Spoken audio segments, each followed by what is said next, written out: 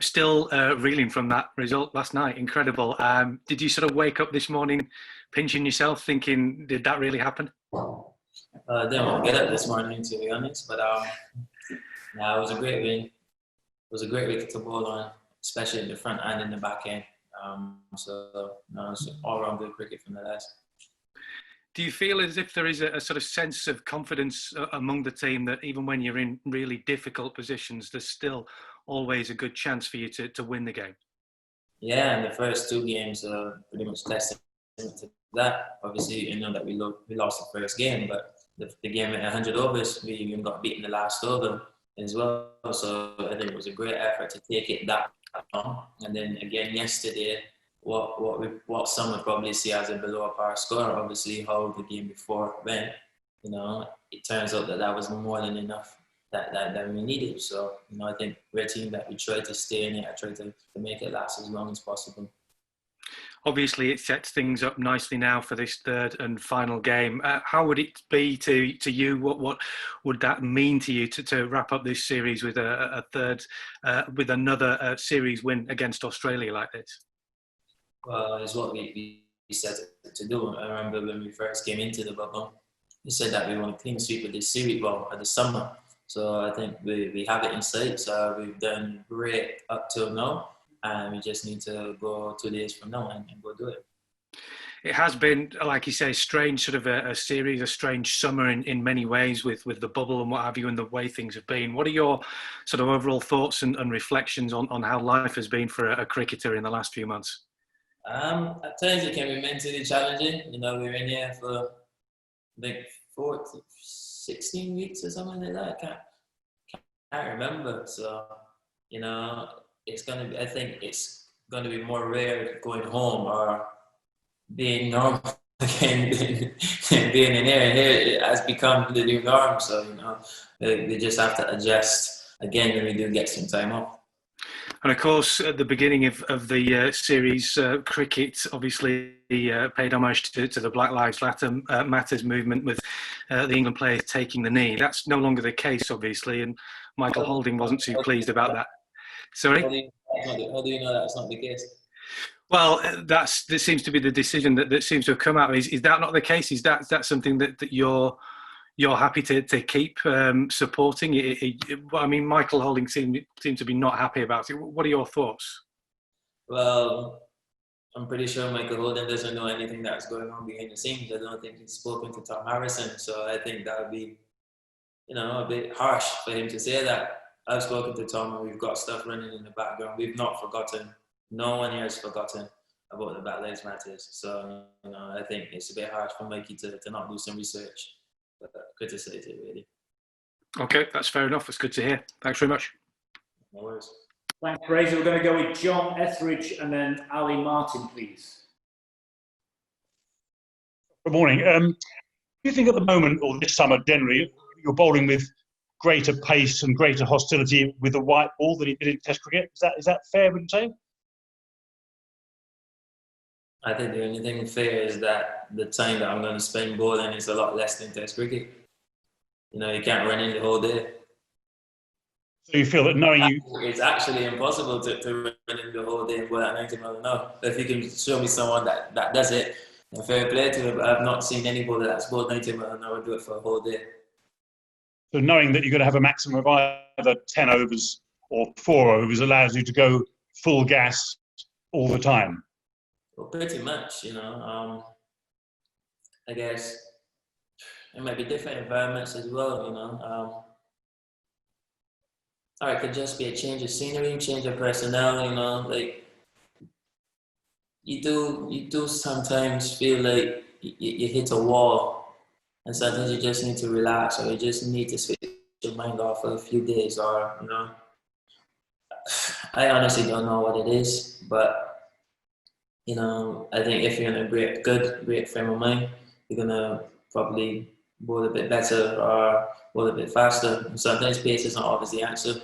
Like yesterday, I didn't feel that I was bowling that fast. At times I felt I bowled faster than I did yesterday. So I don't know if the guns are turned up or what's not, but you know, for me, as long as I feel good, I don't really care what speed I'm bowling at. And does Owen Morgan encourage you to bowl as quick as you can in those spells? No. His advice is what, just bowl We in the always big. stick to the plan. We always stick to the plan. Doesn't matter how fast you go. The important is sticking to the plan. So if we decide we're going to go channel, if we're going to go straight, we're going to go short, we commit and we stick to the plan. The plan and the strategy comes ahead of just going for sheer pace. Yeah. Always. Thanks. Cheers. Ali, and then Rory, please. Hi, Jofra. Well bowled last night. I just wanted to ask about your partnership with Chris Wokes. You guys were kind of thrown together last year, about 18 months ago on the eve of the World Cup. But over that time, you two have built up quite a nice partnership there, quite a new ball partnership. Does it feel like one? And what do you get out of each other? Obviously, particularly in reference to last night in that blistering spell. Well, what I get out of Chris is that he lets me go for you and I want to go that. So yeah, that's probably the best thing about winning with him. It's pretty easy. It's usually non-contest because we pretty much swing the ball the opposite from each other. So we hardly ever going to have to fight for the same end.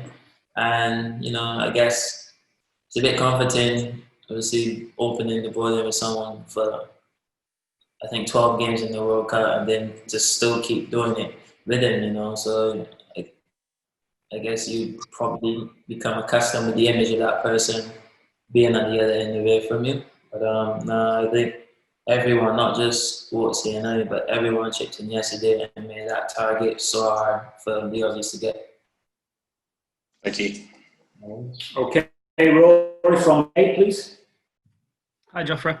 A couple of times this summer, you've found yourself targeted on social media, people posting unacceptable things into your story, into your timeline, and you've sort of called them out publicly a little bit.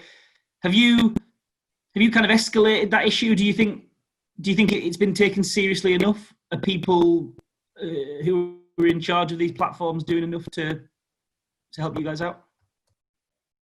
Yeah, I think so, yeah. I think that a lot of stuff is being put into place now that, you know, people can be prosecuted a bit easier, and I think it may have to go a bit further because some people still are worried of what could happen to them. So, they're still trying, you know. I had one the other day and the guy blamed it on being drunk. So, you know, you can't, well, my mum would always say you can't think for people. So, you know, as long as there is social media or as long as the person does not have to confront you, I think that it will still go on.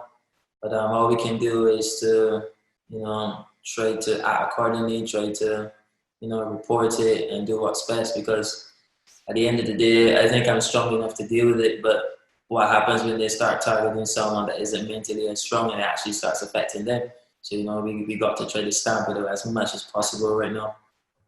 And obviously that kind of stuff goes on from a sort of a minority of people. You know, if you looked at social media last night, you're lighting the place up with your cricket. Do you feel, in the wider sense, do you feel the sort of the love of the England cricket fans? Yeah, I do. And then obviously there's still a small percentage, you know. I might be doing well, but then I saw one lady comment on my chains. I'm like, well, chains have nothing to do with cricket. And if she knew me, she'd know I wore a chain from the time I was 14, 15.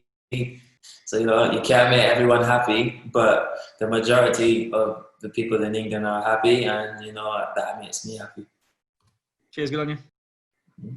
Cheers, Rory. Dean, and then Chris Stocks, and then we'll take one more after that. You turn the heating off, it's boiling, yeah? Don't even know where that is. Things are about to get a lot hotter with this question now, Joff. Well played yesterday.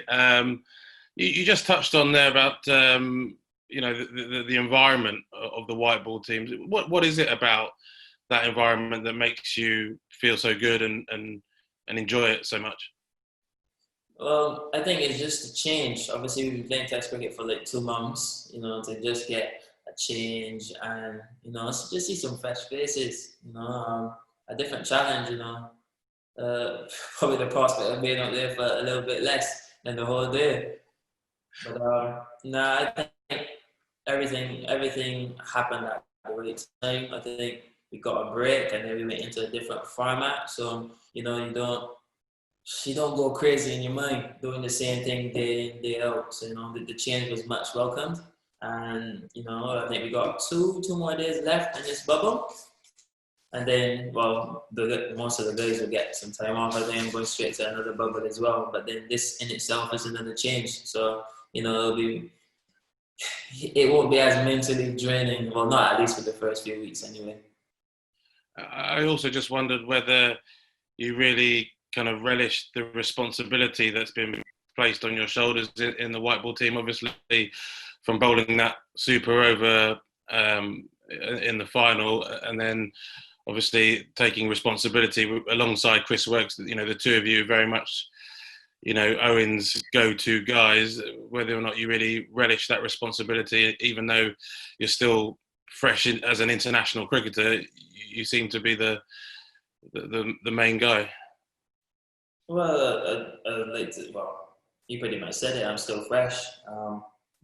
I know there's going to be some point it's going to come when I might be called upon and I might not be able to do the job for that game.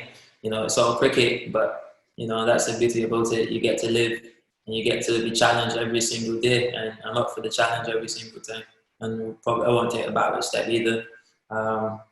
Mars always encouraged you to take the attacking option. So, as long as you got the backing of the skipper, the backing of the teammates, the backing of the management, even if you do lose, who cares? So what? Yeah, thank you. Here's two more then, Chris, and then we finish with Louis. Hi, Jofra. You've got David Warner out 4 times in as many innings so far this summer. I just wondered, do you think these matches can have any bearing on next year's Ashes series? Not really. It's white ball. White ball is a totally different game than Test cricket. It's going to be a different ball. It's going to be a red cooker instead of a red juice. So, it's a whole different challenge. I don't think he'd be worried too much. I'm not getting too excited either. I'll deal with that when we get there. And if I get there. Well, I hope you do get there, Jofra. I mean, in terms of that Ashes series, is that something that's in the back of everyone's mind in the Test setup and something you're looking forward to? Well, I don't know. I haven't seen a red ball in about 3 weeks now. But, I think our focus right now is probably the World Cup, and then we will then focus on the Ashes series. So I think that's like, is that right? Yeah. Is the World Cup first? Yeah. Okay, cool, thank you. Last one, Louis, please. Hi, Jofra. Louis here from Australia.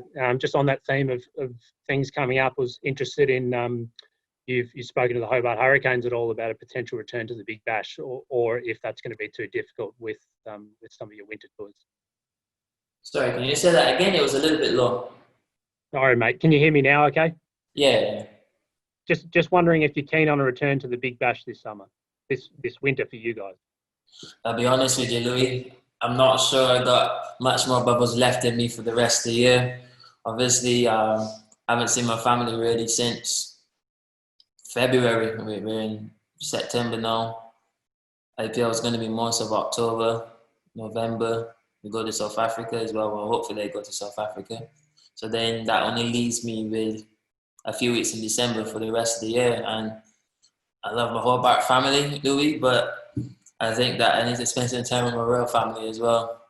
Because I think when the year turns as well, we're going to be back in the bubble. We're going to be in, I think, UAE and then India or something like that. So, family time is really important, especially when you're in the bubble. When you actually cannot see them physically. So anytime that I get, I'm going to try to spend with them. Very understandable. Thank you. Yeah, no worries. Okay, thanks, Jofra. Thanks, everyone. Have a good afternoon. See you later. Bye-bye. Cheers, guys.